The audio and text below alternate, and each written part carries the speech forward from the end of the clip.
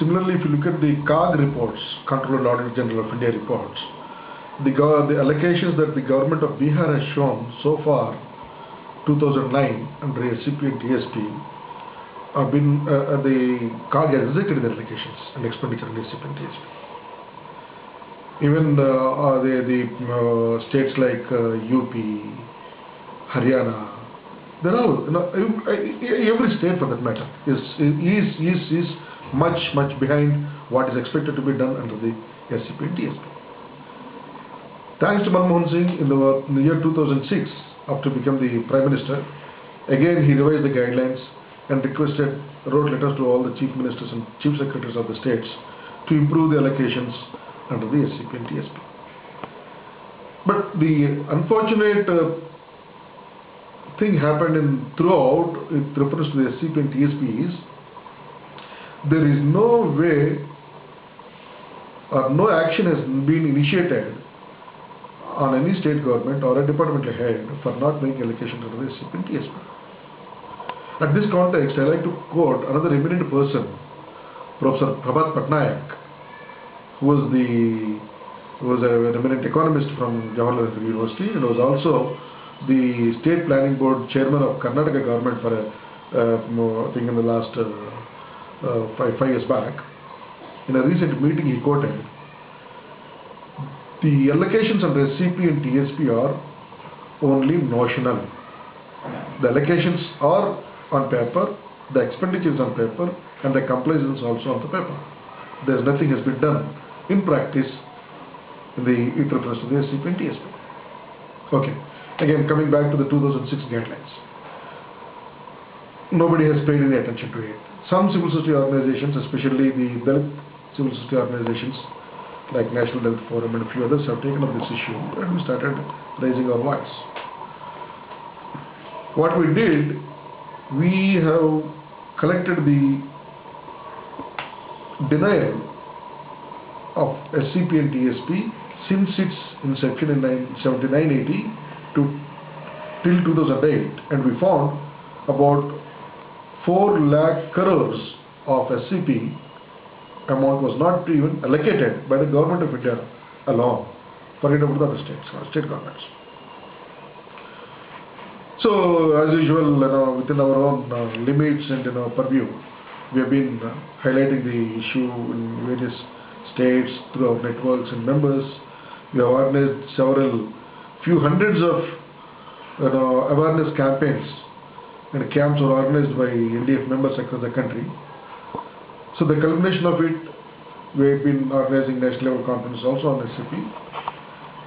Interestingly, in 2010, the Government of India Planning Commission has constituted a task force to look into the allocations under SCP and TSP under the chairmanship of Dr. Narendra Jadhav, who is the present member of the Planning Commission and who is also a member of the National Advisory Council. He is an eminent economist from scheduled caste background, who worked in the Reserve Bank for a long time.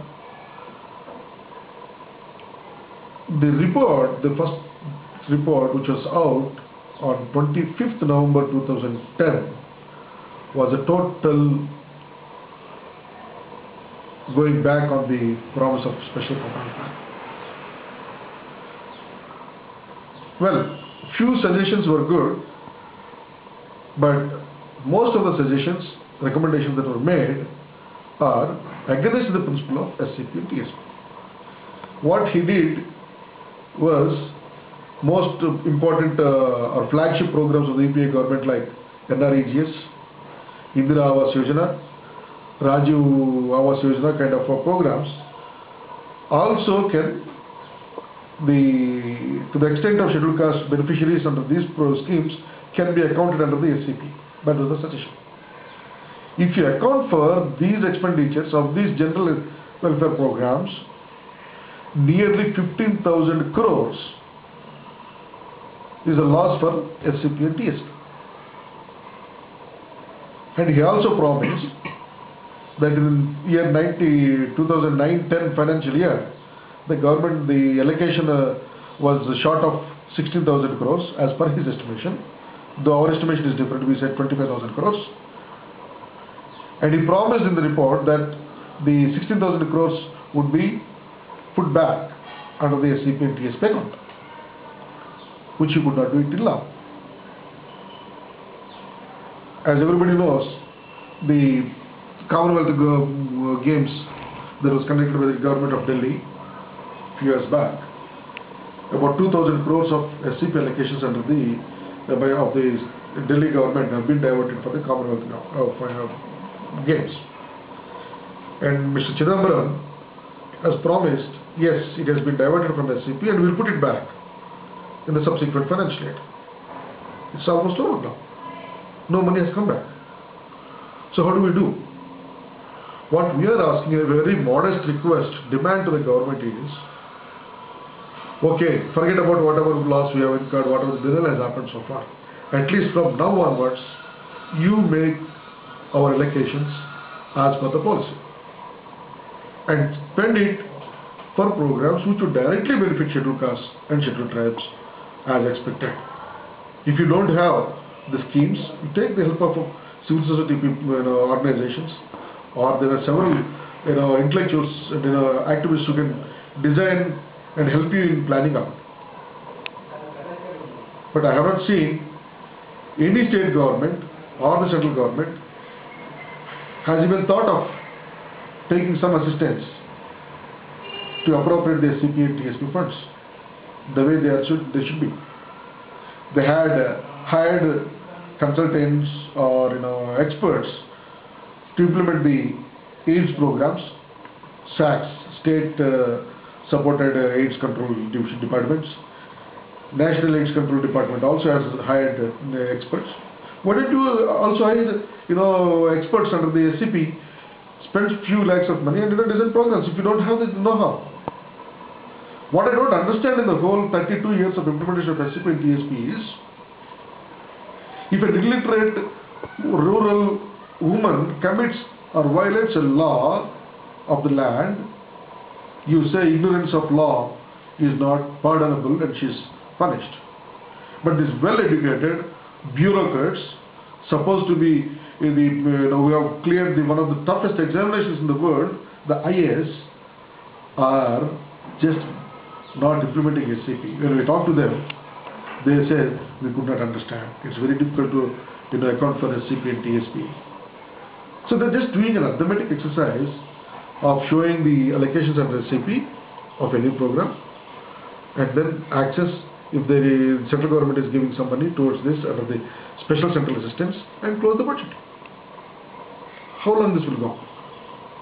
So then, after seeing the 2010 report, task force report, we thought we should not leave the government anymore as it is, and we started demanding for the statutory status to the special component plan and tribal plan.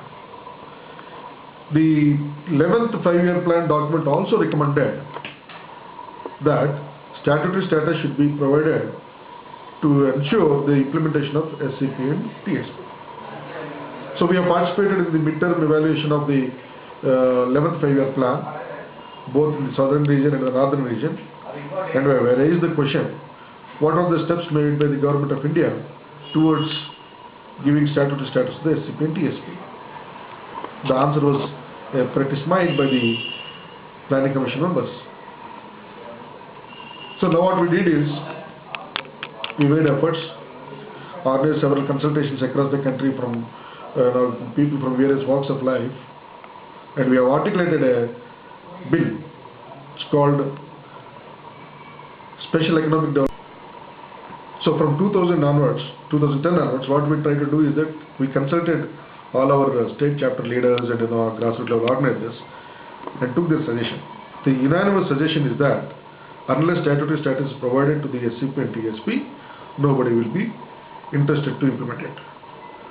So we have articulated a bill called the Special Economic Development Plan Bill 2011 and introduced that in the Rajya Sabha through Mr. Aziz Pasha, an MP from Communist Party of India. The bill came for discussion on 9th of December in the Rajya Sabha, but unfortunately, due to lack of time, there was no discussion took place because our bill was listed as item number 32, and the time was, it's only 3 hours, so the bill could not be discussed. The salient features of the bill was, what we said is that there should be a national level scheduled caste and scheduled tribe development authority separately, because there is a scheduled caste, the Social Justice and Empowerment Ministry for the scheduled caste people and Tribal Welfare Ministry for the scheduled tribe people. So there should be a scheduled caste development authority, National Scheduled Caste Development Authority, similarly National Scheduled Tribe Development Authority. Both were chaired by the Prime Minister, the Finance Minister, the respective Minister of the Department Ministry, and various other people. What we suggested is that there should be a full-timer from the scheduled caste background for the National Scheduled Caste Development Authority, and there should be a full-time chairman, parallel to the Planning Commission of India for the Scheduled Tribe Development Authority, and some 5 to 10 members under each authority, so that these 6 people, full-timers, can pool the funds, can identify the needs of the people, and design schemes and programs which would directly benefit the scheduled caste and scheduled tribe people. Similarly, in each state also we proposed State Scheduled Caste Development Authority and State Scheduled Tribe Development Authority to appropriate the funds of the SCP funds of the respective states. At the district level, since the district is the implementing agency, that there will be a Scheduled Caste and Scheduled Tribe district authority which would implement both the central and as well as the state schemes under the SCP and TSP and report it back. So it is a kind of, the district government authorities will implement the program, also identify the needs of the people in the respective districts, feedback to the state authority, and the state authorities will feed it to the national authority. So there is a forth and back process by which over a period of time things get streamlined. And in the bill, what we also suggested is that before the money is being disbursed or allocated to various departments by the state governments or to the ministries by the central government, the government is well aware of the size of their planned budget. So, in proportion to the SCP and TSP, there is 16.2 at the central level for the SCP and 8.2 under a TSP by the central government should be taken aside before it is being diverted to the other departments, and make available this whole money to the authorities, development authorities. And the development authorities will identify programs, suggest schemes, and give it to the different various ministries and respective ministries and departments for their implementation. It's very simple, by which you don't have to tamper with the existing budgetary manuals. You don't have to make any amendments to the existing transactions between the center and state. We have taken all those kind of limitations given the 30 years of history of non-implementation of SCP and TSP. And at the end, what we suggested is any officer who violates this act shall be punished under the provisions of the SC/ST PY Act. Unless there is an accountability of that sort, the things that should be done for the scheduled castes and scheduled tribes will never be done by the bureaucrats and the politicians or the rulers in this country. I like to quote P.S. Krishnan, who is the Joint Secretary in the Ministry of Social the Welfare Department way back in '79, who articulated the policy document of SCP. He said, "It is the untouchability practiced by the bureaucrats of India due to which the SCP and TSP has not been implemented." This is the first statement in 2008 when we organized the national level conference. So my friends, what I mean to say is that we need to change the mindset of those bureaucrats. They're just doing a stereotypic exercise. The budgetary allocations, formulations usually starts in an office by a section officer in any office. And it goes from there to the state level, district level to the higher level, and it goes up on the ladder. Nobody likes to tamper or educate the the articulations that were made at the grassroots level. So it's just a stereotyping one. Unless the Chief Minister or the Prime Minister has a flagship program and make a request to the Finance Secretary to arrange funds for their flagship or their favorite program, no creativity or intelligence is being used when they are making the formulations. I'm sorry to say, it's not only the general or the upper caste bureaucrats, even the scheduled caste bureaucrats. Today I can count across the country, there are handful of scheduled caste bureaucrats who are able to understand the SCP and TSP and trying to implement it. I don't want to name them in public, but there are few people, very few, handful. And because of their support, we could push this to this level. Today now NAC is also talking about special component plan. Maybe it is their political interest to face the 2014 election, but they have accepted the draft that we have prepared, the basic framework of the bill, and Mr. Sonia Gandhi has written a letter to the Prime Minister on 21st of December requesting him to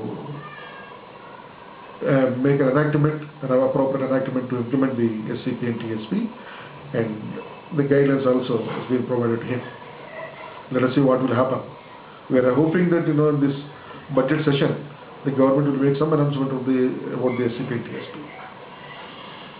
Similarly, the framework has been pushed in the 12th five-year plan document also. So what we could achieve as a civil society is, we could push the bill at 3 levels. We introduced a private membership bill so that the government won't water down it when they introduce their bill. So the private member bill that we introduced in Rajya Sabha stands as the example for what we wanted in SCP and TSP legislation. The similar bill was pushed in the 12th five-year plan document, and it's also the same other thing was pushed in the NACB discussions also. So now we are waiting what will be the outcome of it. But one thing, the silver line after this whole hope is that many state governments are talking to us. The senior officers, especially in the welfare departments and secretaries, they are calling our office and asking some suggestions. How do we go about SCP? We could convince our CM, we could convince our finance minister that they are ready to make allocations under the SCP and TSP. So we have been giving them very informal suggestions and ideas. But what will come out is something we have to see when the state governments and the central government make their budget presentations. From the informal sources, what we are hearing is that the 12th five-year plan, the government of India might come up with some 50,000 crores per year, which works out to be 6 lakh crores for the 5 years of the 12th five-year plan under SCP. But there is a very, it's only half of what we expect. If you properly work out 16.2% of the plan size of the government of India, it works out to be about 93,000 crores a year by government of India. And similar amount will be coming out from each state, by pooling all the state governments. So if SCP is properly implemented, for every financial year, there will be 2 lakh crore funds available for the development of scheduled caste people, in addition to the general welfare schemes that are in which are ongoing. In that way, if you properly implement it, I'm very hopeful. If this is continuous for about 2-3 plan periods continuously, we don't even need reservations. 2 lakh crore special or additional developmental programs for scheduled castes exclusively per year.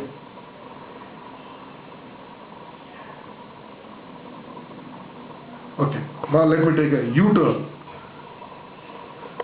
about the whole debate. Actually, now everybody talks about how the money comes to the government of India, the khajana. It goes from 2 major sources. One is, they say, the income tax, the tax that the people whether it is income tax or sales tax or different types of taxes that the government is doing, collecting from the people, and the Department of Registrations. These are the two sources.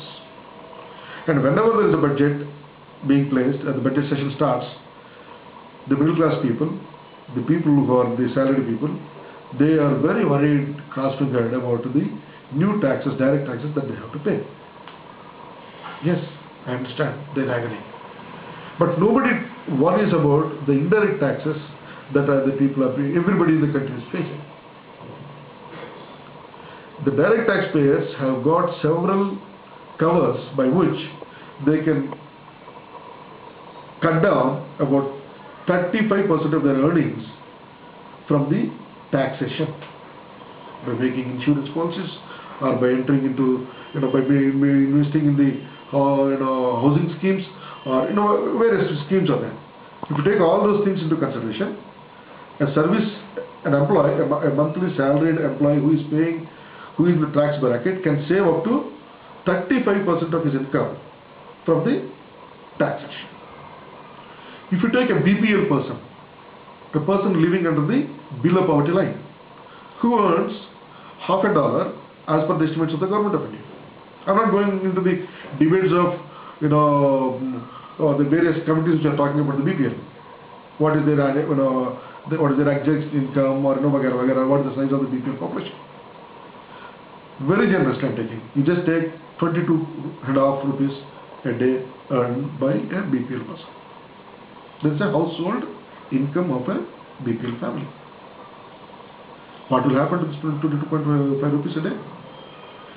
All that money will be spent in procuring the daily essential commodities like rice, dal, or whatever.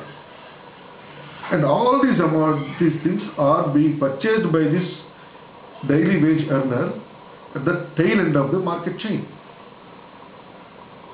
So he has to contribute, because he cannot buy anything as a unit, the minimum unit as a sales unit. For example, a soap. If you buy a soap, one soap at a time, there is a sales tax. But if you buy a half a soap, you cannot. The sales tax, the MRP, maximum retail price, which is on the, which is printed on each commodity. If you buy a unit, the main MRP is there, and you can negotiate with the seller to reduce a bit. But the BPL man is not able to procure even a full unit of neither a kilo of oil, neither a liter of milk, neither a full soap. So he tries to buy a small piece of each of these units, so he cannot bargain on the MRP. So he has to pay full tax.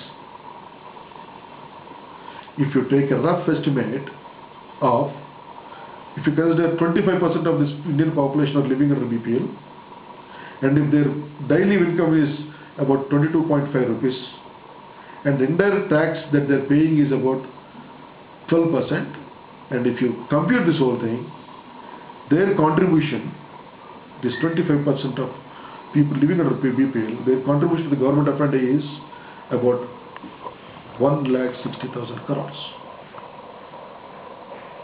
which is made to pay by nose by the government. Nobody talks about this. It's a documented one, the amount which you say. Yes.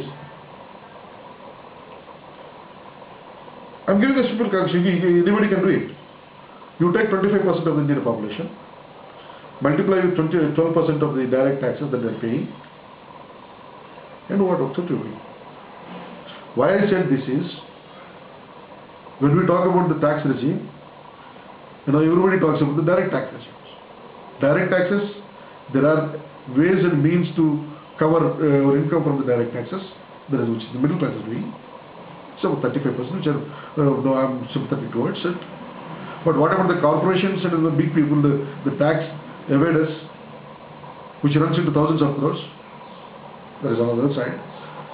Forget about all that on the one side. I am talking about why I have taken 25% of the people as 16.2 is the scheduled caste population, 8.2 is the scheduled tribe population, which accounts to be 24.4% of the Indian population. And within that, the small percentage of people from these two communities who are taxpayers, if you reduce them also, and other poor people, I'm just giving a very generous calculation. Just take 25% of the people. Then, why I'm worried about the direct tax is that there is these people, the people living under BPL, below poverty line, the daily wage earners, those who cannot buy, units of, any commodity in the market, there is no tax cover for them. Instead, they pay full taxes. If a salaried person, if he goes to the market, he can go to a wholesale market, he can go to a mall, and he can negotiate on the MRP value. And can get exempted from can save little money. But this man, okay, what is these people are getting back? When they are contributing 1,60,000 crores as indirect direct tax to the government, what are they getting back? What is your allocation under NREGS? What is your allocations for the scheduled caste and scheduled tribe scholarships? What is your allocations under various schemes to these people which would benefit them? So the poorest of the poor in the country are made to pay by their nose for the betterment and the luxuries that the rich people are enjoying in the country. Unfortunately, the way the budgetary process is being done in the last 60 years of the independent India, the common man's concerns are not taken into consideration. Not only scheduled caste and scheduled tribe people.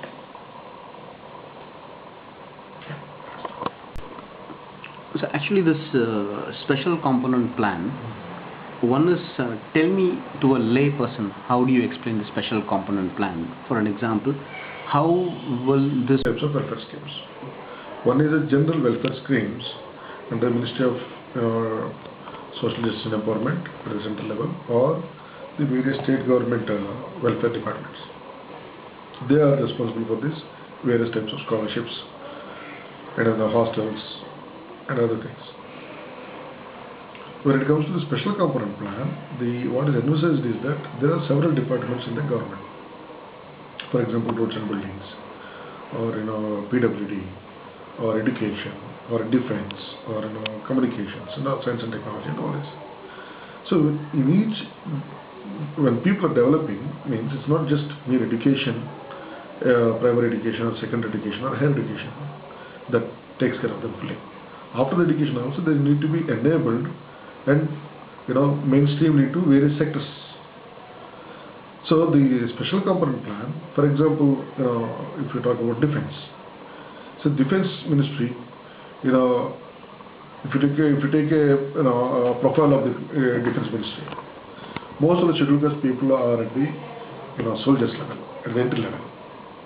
They are the people, the frontline warriors of the country, and they leave their families back home and live on the borders and in the place of aggression or assertion.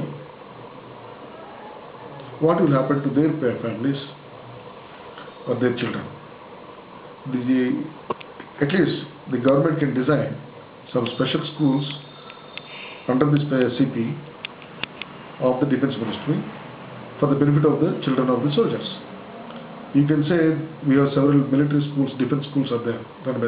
That is for the general defense population.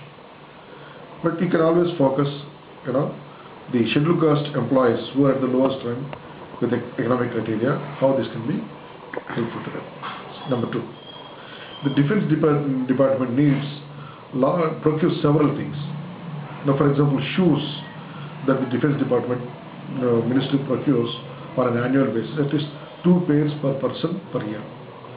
That's being outsourced to multinational companies like Batas or others. Why don't you promote a scheduled caste based entrepreneur with those funds and outsource this to the scheduled caste people, so that those who are in the profession of shoemaking can avail this and come up in their life. For example, science and technology. Science and technology today is grown a lot in the private sector. There are several departments, laboratories, technical support and all that is there. Why don't you, through your special component plan, budget allocations, you identify the eligible people, train them, support them to enter into the market. So like that, in every department, the SCP expects every department in the government to make its own special efforts for the benefit of scheduled caste people. Otherwise, as you said, the education, scholarships and hostels, that's a general welfare scheme. Anyway, we have a budget allocations for that. Not only scheduled caste people, even the other backward and minority people and economically poor people, all of them can avail those scholarships. The simple question is, general welfare schemes are based on a principle called equity. So equity is a principle by which the smaller fellow what you can chew, only that much you'll get it. But it will never fill the gap. The status quo of hierarchy or differences is being maintained.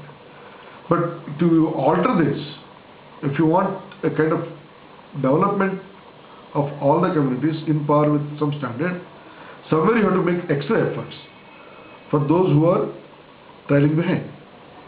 So that is where the SCP should go in and chip in. For example, the employment, the road transportation corporation. So there are several people, scheduled caste people, who can be trained and can be taken into as drivers and other kinds of staff into the department. I'll give an example. There was an institute in Tamil Nadu which has accessed about 100 crores to train scheduled caste people to become air hostess. They have spent 100 crores and their total output was, I think, it's about 20 girls who could get jobs as air hostess in private airlines. Indigo is one. I met a girl once I was traveling in Indigo. By looking at her features, I checked with her and she said, yes, I've been trained by the company. So it's a big money that you have spent and your output is very small. Jharkhand, we did a case study. One private security firm has access to 6 crore rupees to train scheduled caste people to get into the police department. That was the project that was given to them. For that they accessed 6 crore rupees. And they have identified able boys, youth, who can get into the police department, trained them for 1 month, and then all these boys were placed with private security companies as guards, where they are not even paid minimum wages. So in fact, your input has subsidized the private firms' training expenditure, instead of encouraging these boys getting into the defense or police. So these are it's actually creativity, the innovations that you have to make on ground.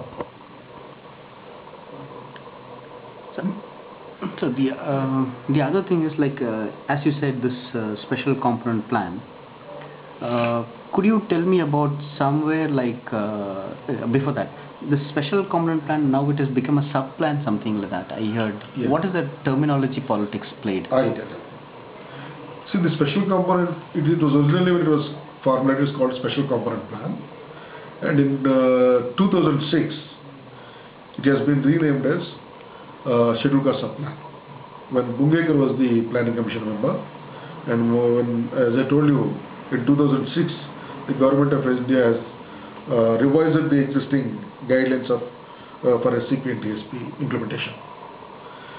See, it was, if you call it as a sub-plan is a plan within the plan. So it doesn't talk about any extraordinary efforts or new program. For example, irrigation department has got, say, 1,000 crore plan budget. So within the 1,000 crores, you define different schemes or activities which are sub-plans.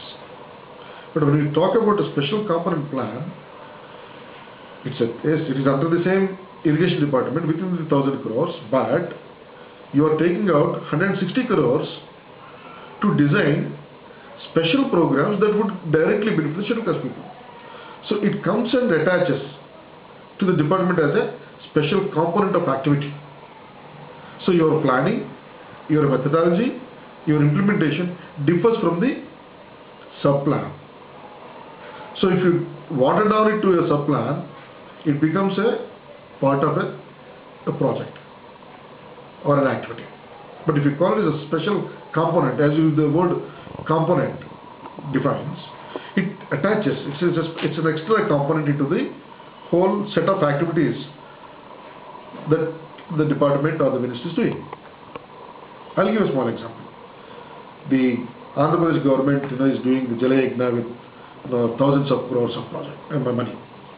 All are medium to mega water projects. But how many scheduled caste people have lands to make use of these mega projects or the minor projects or medium projects? Most of the scheduled caste and scheduled tribe people who are falling in these areas are suffering from submergence of these activities, and they are being rehabilitated and relocated.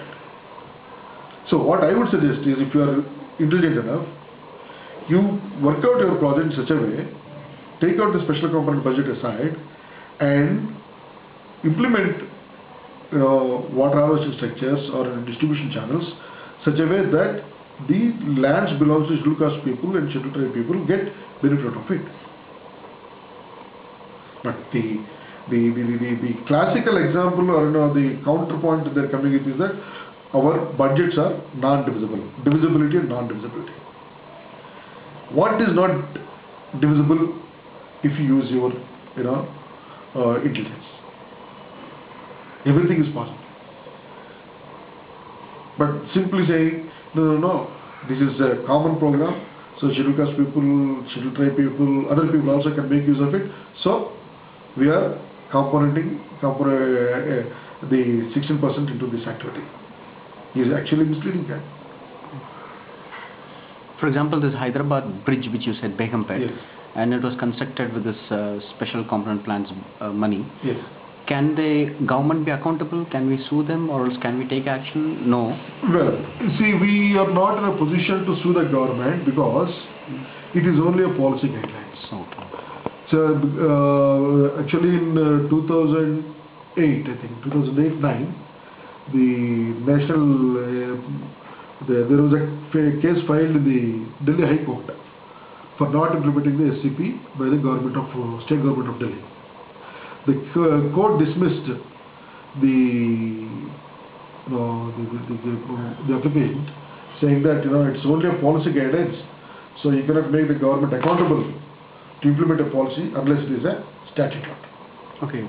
And now you are all planning to make it a statute. Yes. Okay. The other thing is, like, has the government really framed some guidelines of in different departments, which you were saying, because after 20 years of ACP, yes, is there a guidelines like road transport department, road department?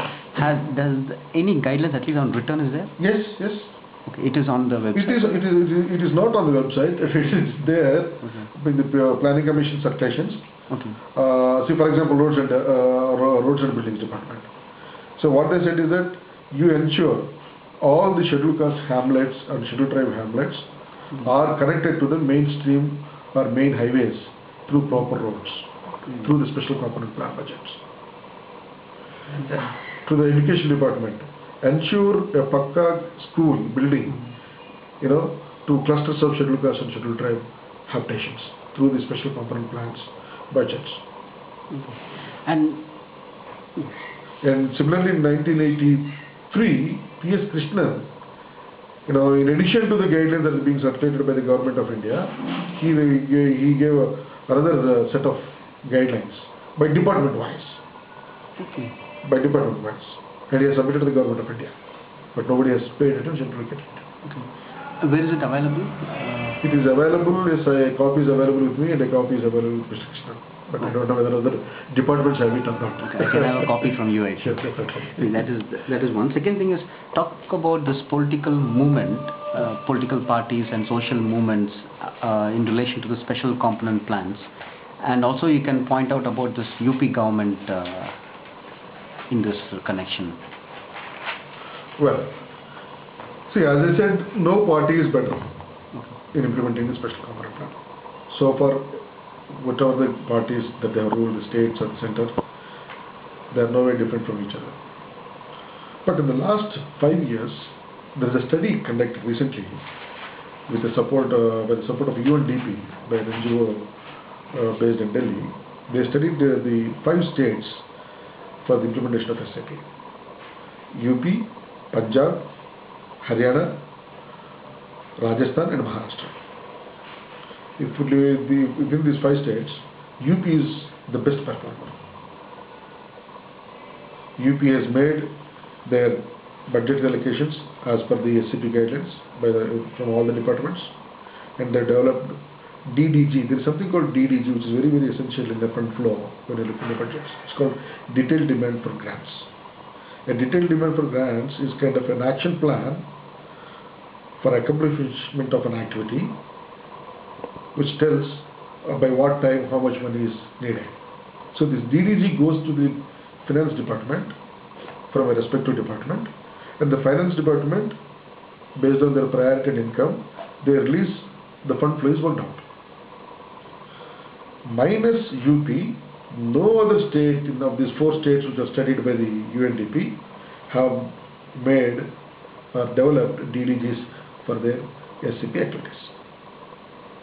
If you look at the UP government in the last 3 years, their allocation is as per the policy guidelines, and for every activity there is a DDG, the fund is flowed, that they complete the activities.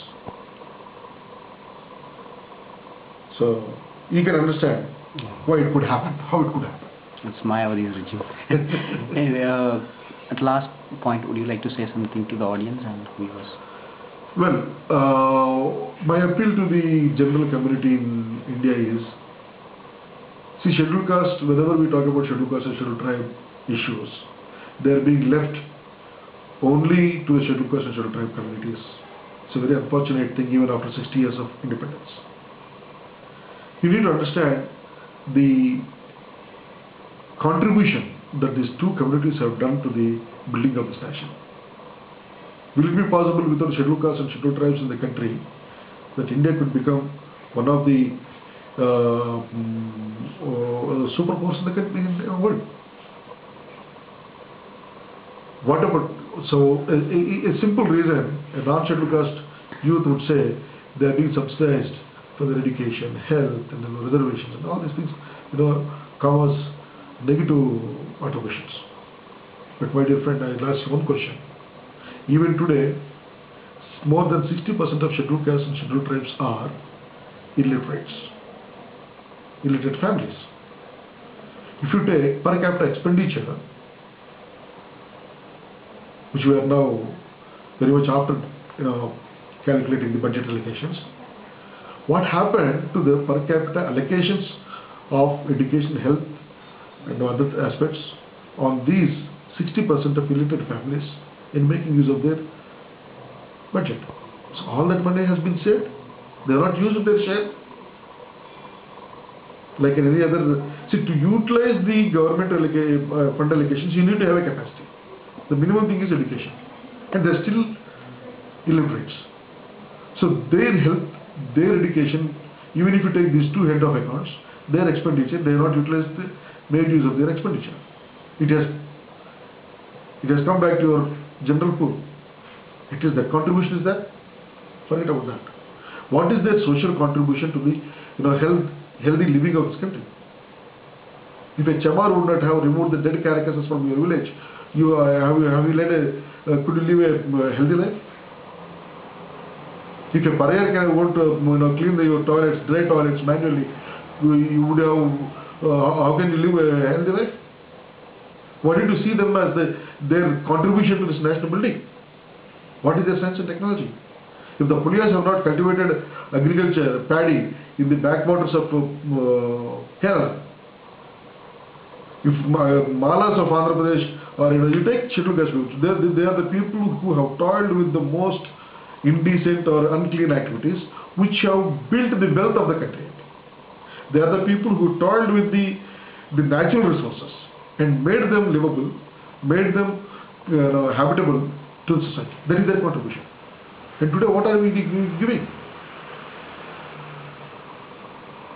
So my appeal is, understand how Indian society has evolved over thousands of years, and what are how certain sections of people are being put aside from from accessing the developmental fruits. Just don't take your own generational parities and develop antagonism or work against the scheduled caste people and scheduled tribe. Take the historic background of your own families, how each one of you have contributed to their underdevelopment of the day, and then you think about it.